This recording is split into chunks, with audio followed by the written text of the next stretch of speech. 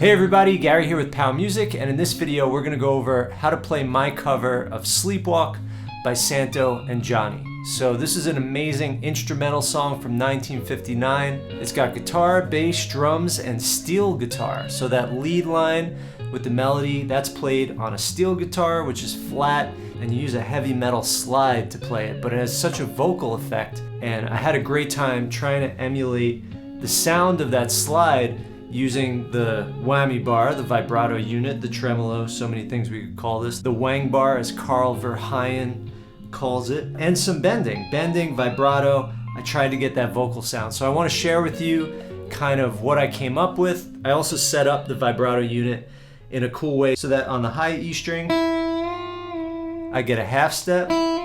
If I pull back on the B string, I get a whole step. And on the G string, I get a minor third. So I'm going to share with you how I did that and how I used that in the song. As you saw, the complete intro with the tab to all the parts is an exclusive reward for Pow Music patrons. You could also download the tab. You could download the GPX file, the Playing Guitar Pro. You could click on the songster.com link in case you don't want to purchase Guitar Pro, which is a separate software. And if you have the tab in front of you, it'll be very helpful. The link to that is in the description. That's available to anyone that's a Pow Music patron. If you become a Pow Music patron, you could also have up to 2 live face-to-face weekly lessons. You could join by video, and I usually go around. There's usually only a few people at a time, so I get to spend at least 10 minutes with each person going around. And if no one has anything in particular they're going over, I'll lead a group lesson. And if you're camera shy, you can just watch. You could use the chat. It's up to you. All right, so in this lesson, we're also going to go over this really unique chord progression. It features the 50s chord progression, which is 1, 6, 4, 5. But for most of the song, it goes 1, 6, minor 4 to 5, which really gives it that bittersweet sound. So we're going to talk about that. We're going to go over the slap flick technique, which is where we slap and flick at the same time. I was doing it with the whammy, but without the whammy. So I love that technique. I'm going to show you how to do that. And then we'll go over the chord progression, the chord structure theory, and then we will also go over how I played each of the phrases in the melodic part. Before we get into it, please go ahead and click subscribe so that you get all the new content that comes out on the Pow Music channel. And if you like this video so far, please click like. And when you're done watching, I'd also appreciate if you could leave a comment. Let me know what you thought about the video, what future lessons you would like to see, and any feedback that you might have. All right, let's get into it. So let's start with the chords. So the song's also in 6/8. So we've got 1, 2, 3, 4, 5, 6, and we're accenting the 4. Because 6/8 is really like a slow 2, right? It's kind of like 1, 2, 1, 2. It's called a compound meter because it could be felt as a duple or a triple. And the reason why we accent the 4 is it's like accenting the 2. 1, 2, 1, 2, 1, 2, 1, 2. And you could strum it just like I did there. You know, just a 1, 2, 3, 4, 5, 6. I think that's actually what's happening on the recording or if you watch the live version. But I was trying to get the feel of the drums in there a little bit, so that's why I did that.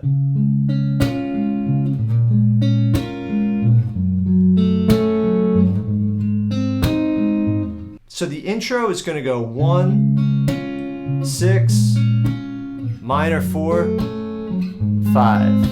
And then 1, 6, major 4, 5.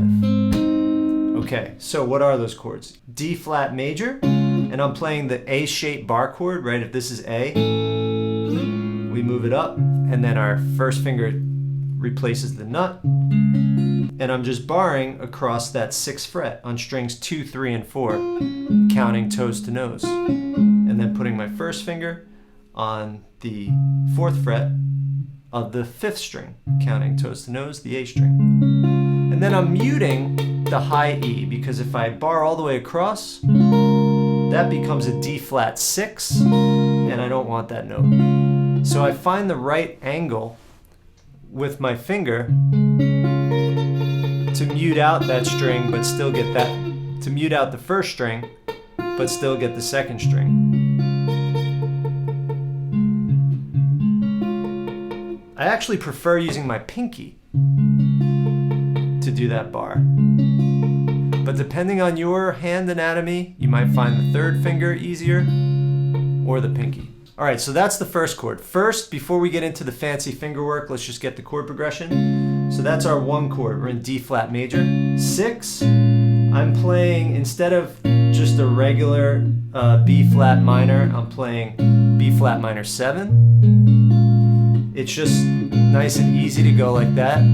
The only thing that changes is the root note. So we're now gonna play, we're gonna keep that bar, but this time we can bar all 1, 2, 3, 4, the top 4 strings. And we wanna do that with our 3rd finger. Then we're gonna skip over the A string, put our 2nd finger on the 6th fret of the low E. Now that just makes it easy to not have to move the hand, or if you're doing pinky here, just very little, you could go like this. You could just play a regular minor. Then we're gonna go to the minor 4. So this is gonna be a G flat minor chord. Now you could either play it like the E minor shape, but up on the 2nd and 4th fret as a bar chord, which would be on string 6, 1st finger, 2nd fret, then fingers 3 and 4 on the 5th and 4th string on fret 4. And also, if you're going to do that technique, keep these kind of like sandwiched together, and then you're going to bar on the 2nd fret strings 1, 2, and 3. So you have that bar running all the way across. Now that's one way to play it. I played it like this. And that's with the thumb on that 2nd fret of the low E string, string 6. Then 3rd finger on the 4th fret of the 4th string.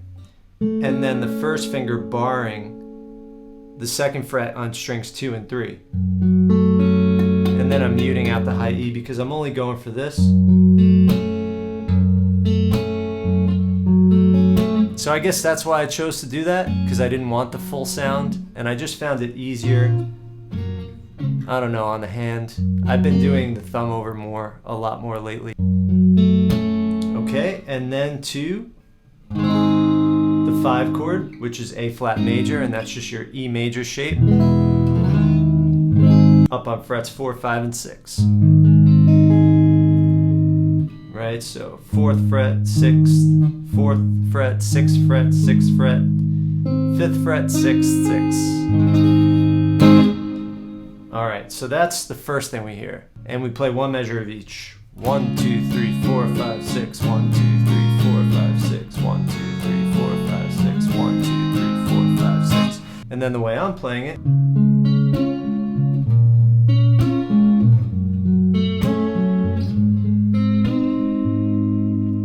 So I'm just going to go over this technique for these chords, and then you could apply this technique to all of the chords. So here's how it works. I'm using my thumb, let's take this first chord, to play the first 2 notes, the lowest 2 notes in the chord. Thumb, thumb. Then the next note, I'm using my first finger. Like this. Right? Now here's the cool part. That's the magic right there. So what's happening is I'm using my second finger, the nail of my second finger, to flick down on strings 2 and 3.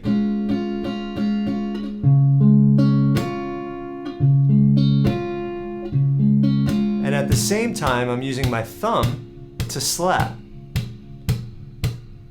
between the A and the E string. So I get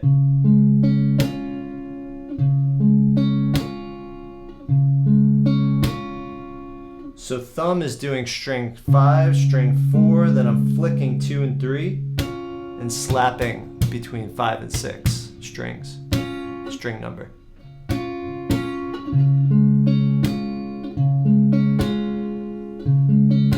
Okay, then I go the same notes I played with my thumb on the way up, now I play them on the way down after the slap pop, after the slap flick. And then I do the same thing here. But I'm skipping over the A string, so I have string 6, 4, 3 with the pointer.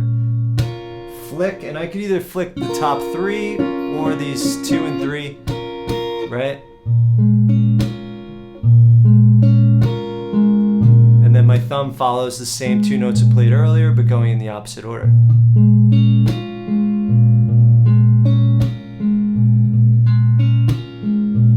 Same thing here, but I skip over the A string. So same as how it was on this chord. And if you're doing it like this, just skip over the A string.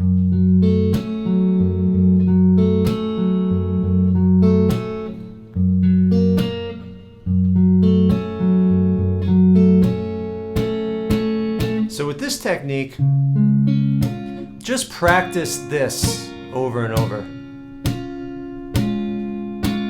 The flick and the slap, because that, you know, that could take a couple weeks. To be honest with you, this, as simple as it looks, took me a long time to really incorporate naturally into my playing.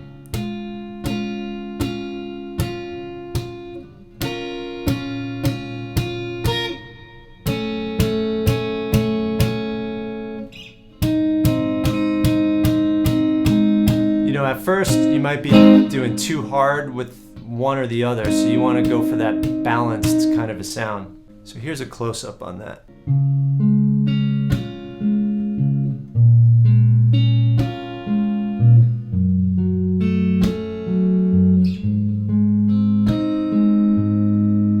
And then with the whammy,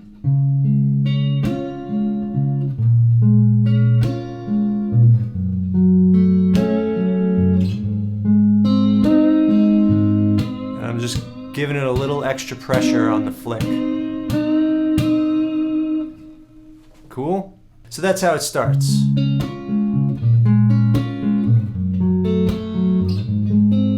But then there's that riff.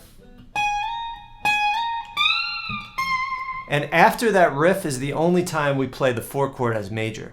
So the song starts, just the guitar. But then that riff comes in.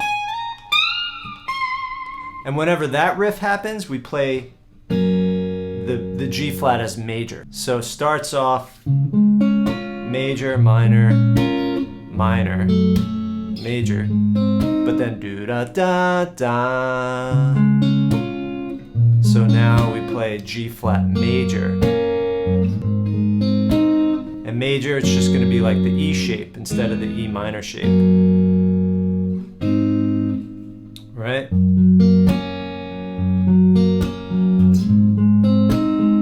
So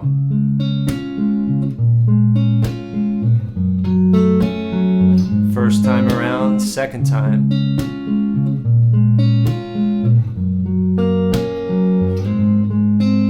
Two majors. Okay. Then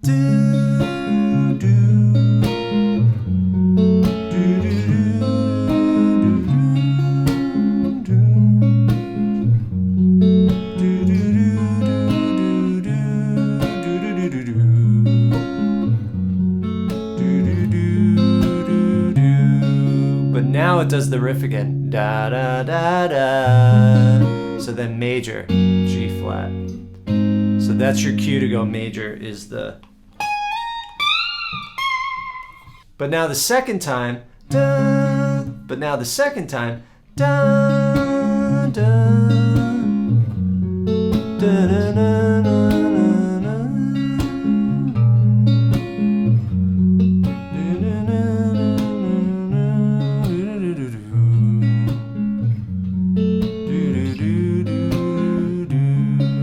Now we go.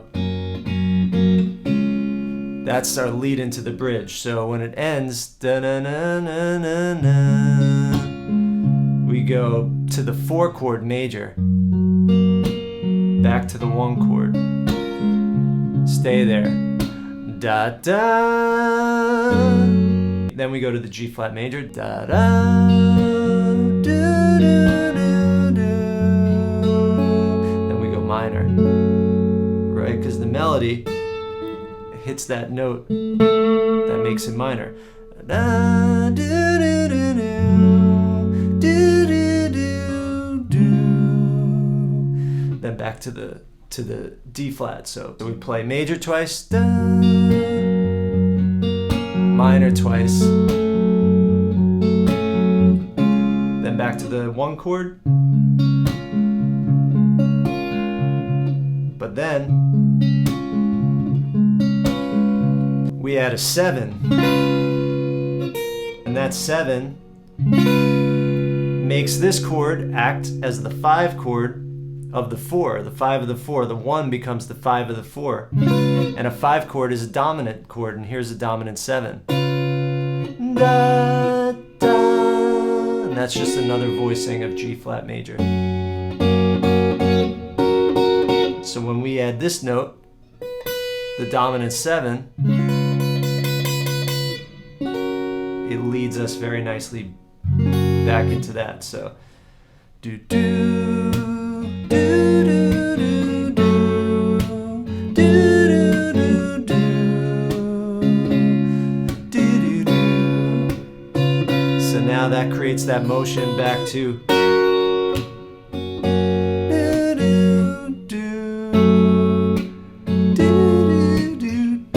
So again, when we get back to the G flat, major, major, minor, minor, and then the 5 chord, regular A flat, then to A flat 7, then back to A flat, because now it's getting our ear back into our actual key. Dominant 7, that's always the 5 chord, back to the 1. So here's the whole bridge. Ba-da, do, do.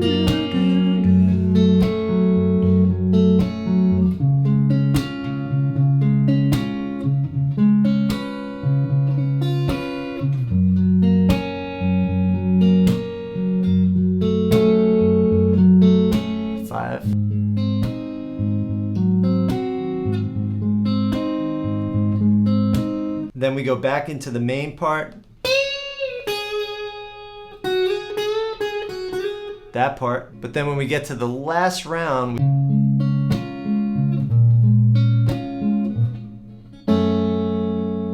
we stop on that G flat minor. Dun, dun, dun, then an A flat. Just kind of follow the lead line.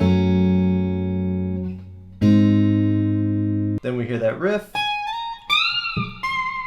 And when it lands on da,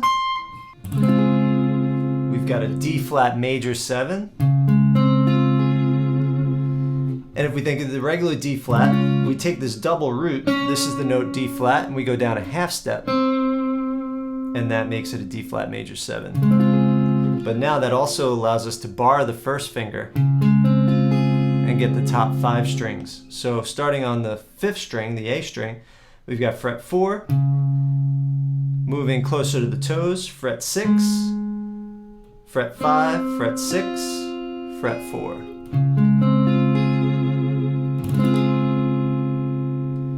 And then we play this chord, which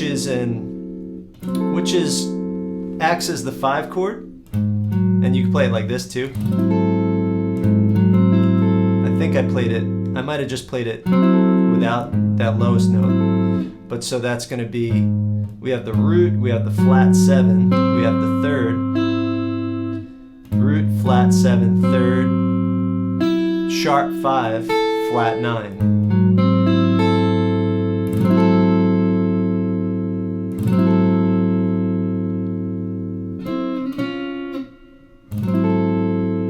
And that just creates a lot of tension.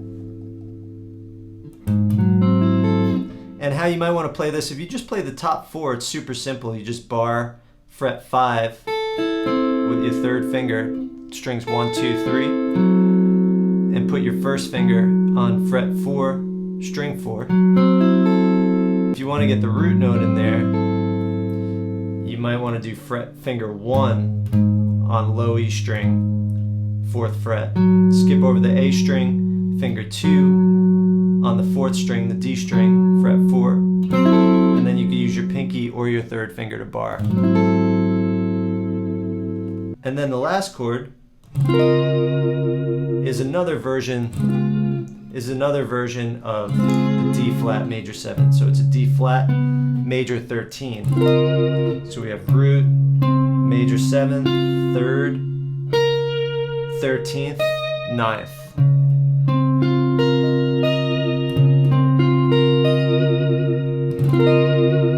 So that brings us to the lead section, and I start off with this riff here. So this one's really hard to emulate on guitar exactly because he does a bend that's like 2.5 steps. I posted a video on social media the other day of me trying to bend 2.5 steps and just breaking a string. I had the camera rolling, so I stopped doing that, so now I'm just going. And what that is 16 to 18 on the E string sliding. Then on 22, if you have 22, a whole step bend, followed by a pull of the whammy at the top, and then fret 20. With a little vibrato on that fret. And just for reference, the note it ends on is the major 7 of the 1 chord. Right, very jazzy. And then I played this little thing here. Something like that. And that's just like going, but up here. So on the 14th fret of the 2nd string, 15th fret of the 3rd string, 16th fret of the 4th string, little line, 1, 3, 5. One thing I like to do is arpeggiate it, then slide it up. Something like that. All right, then here's where the fun whammy stuff happens. So I'm bending to the first note from the 12th fret of the second string. So you want to test yourself, play the 14th, then do your bend, see if they match. And then I'm giving it a little vibrato. What's great about vibrato is if your bend is slightly out of tune, you could compensate with, you can work together with these two hands to get it to sound right. And vibrato also helps cover up out of tune because you're oscillating between in tune and out of tune as opposed to just, staying out of tune. Then I come down with it. And then we're playing the 9th fret on that second string. And I'm just doing a kind of back and forth. I've got the trem floating so I can go in both directions. I guess I'm mostly pulling up. It makes it sound more human. I think humans tend to go vibrato up and not down, as opposed to that would be down. And this is up.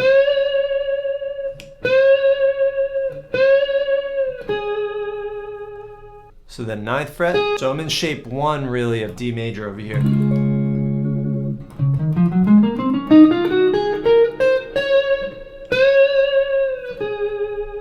Then here, if we think about the chord on there,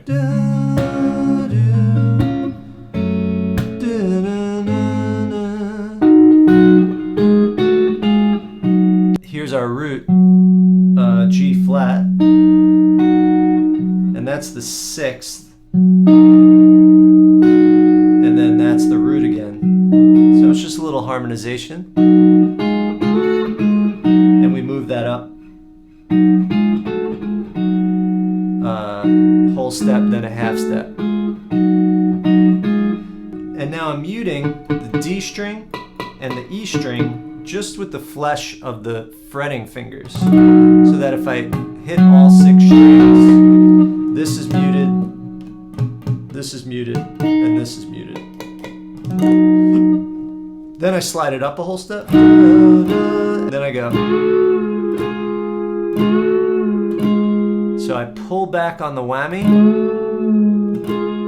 and I bend the second string a little more than the others because not every string responds the same way to pulling it. Some get sharper than others. For instance, when I pull all the way back on this string, it goes a whole step. When I pull all the way back on this string, it goes a step and a half. When I pull all the way back on this string, it goes a step and a half. So that means to get these to all make this sound, this one has to go further. So you'll see my finger bends this one, but doesn't bend the others while I pull up on the whammy.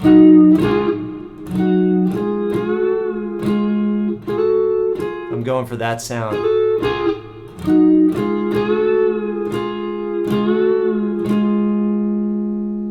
Okay, then back to the 7th fret on the second string.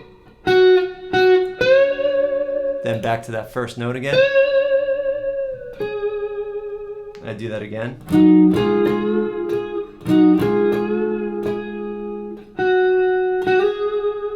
Then 7 to 9. Then we play this cool B minor 7 arpeggio.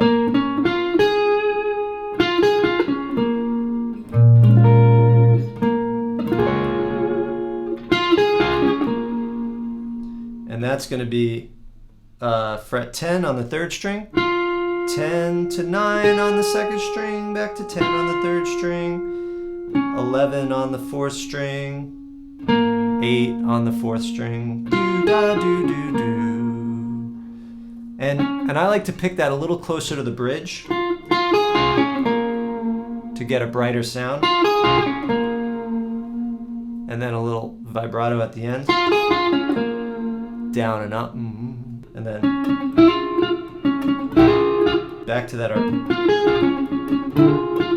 So So 11th fret on the D, then slide these two fingers just how they were on the arpeggio on strings 2 and 3, but slide from a fret below to frets 9 on the 2 string and 10 on the 3rd string. And then play the 3rd string note by itself after the slide. And then play them again really lightly. And you're free to interpret this however you want, right? And then back to this riff. All right, then I do that thing again. Then same thing as how we started.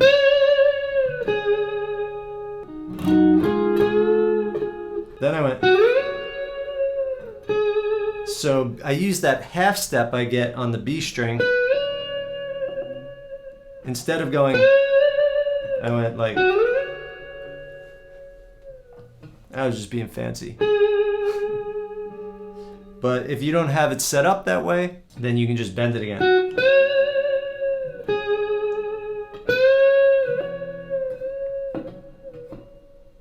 But now we go.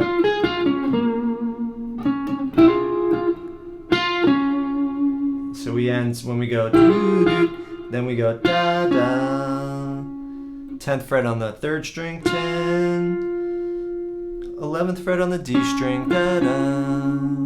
Then we go da da da, and that's when it goes 4 4 1 do, do, do. So I'm just doubling up the rhythm guitar part.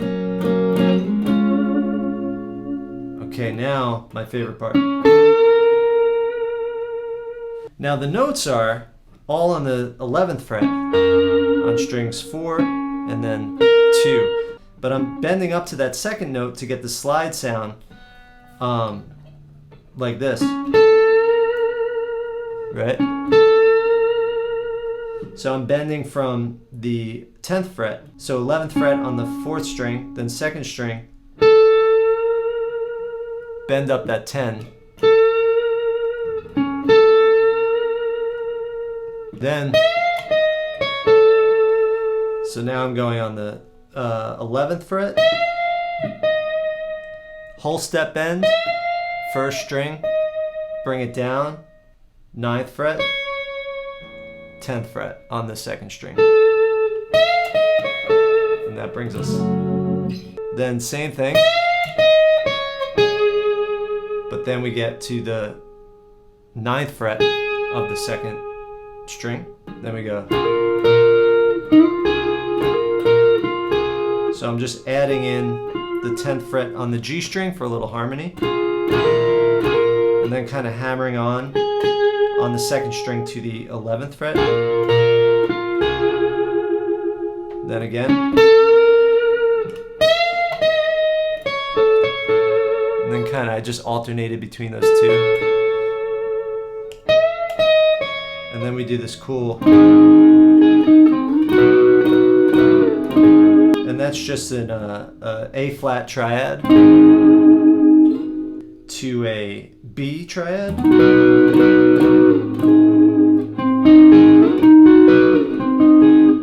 on the 3rd string, 8, and on the 4th string, 10. Kind of holding the whammy and arpeggiating them a little, sliding them a little, and then I slide them up to 11, 12, 13, same shape, and then we go right back into the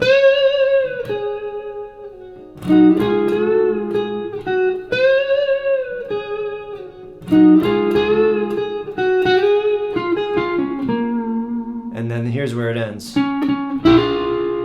So that again, but then we go, just move that little shape down from 9 and 10 on strings 2 and 3 to 8 and 9 to 7 and 8. So, and then we end again with the,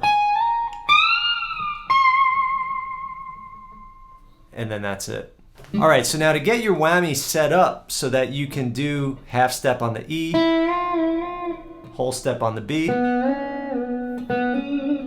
and then minor third on the G, you're going to want to use a tuner, and then you're going to want to balance the tension of the strings and the springs. If it's sitting flat or just slightly up, then that means you have to release tension on the springs so that the strings have more pull in the tug-of-war match. So you could either take out a spring and start from there. I have 9 gauge strings on. If you have 9s, 2 springs should be good. If you have 10s, I would use 3 springs. If you have 11s or 12s, 3 or 4. And then the other thing to do to fine tune it, you're going to adjust the claw, which is what holds the springs. So you literally will take a screwdriver and just adjust these 2 screws and pull until that's the balance what you get. So it could be a painstaking process. You're going to use your tuner, tune the guitar, see where you're at, see what happens when you pull up, see if your E goes to an F. If your E goes to an F, you got it. That's what your goal is, right? Or if your B goes to a C sharp or a D flat, depending on if your tuner reads sharp or flat. If it's still flat, that means you have to loosen more so that the bridge comes up more and the strings are winning the tug-of-war match more. And then but you have to retune all the strings in order to know if it's working or not. You can't just tune one string, because with a floating tremolo, every string affects every other string. For instance, if I pull this string sharp, this string goes flat. Watch. You see I'm pulling on the low E. I'm playing the high E, and I pull on the low E. Because I added tension to the low E, it made the high E go flat. So in order to see if you're there, you have to retune every string. One other tip I have is when you're retuning every time, you want to overcompensate on the first 3 strings that you tune. So for instance, let's say you made an adjustment. You loosen the springs, now everything's flat. When you start tuning, tune everything a little sharp on the first 3 or 4 strings, then tune the last 2, because the ones you tune sharp are now going to go flat, and that will help you get there quicker. I don't know if that makes sense. I might make a separate video on this, but it's a little painstaking. Takes me about 20 minutes to do it every time I make that kind of adjustment. But I'm really having fun with it, and I'm looking forward to just being really creative with the possibilities there, doing things like... All right, everybody, I hope that lesson was helpful. Have fun with this one. Try to make it your own. Experiment with that whammy bar, with those bends. Happy playing, and I'll see you in the next lesson. Before I go, I'd also like to extend a huge thank you to all of the POW Music patrons. Thank you so much for your ongoing support, and an extra special thanks to Derek Young, Don Stringham, and Cam Chernachan for your ongoing support. I appreciate all of you. Thank you so much.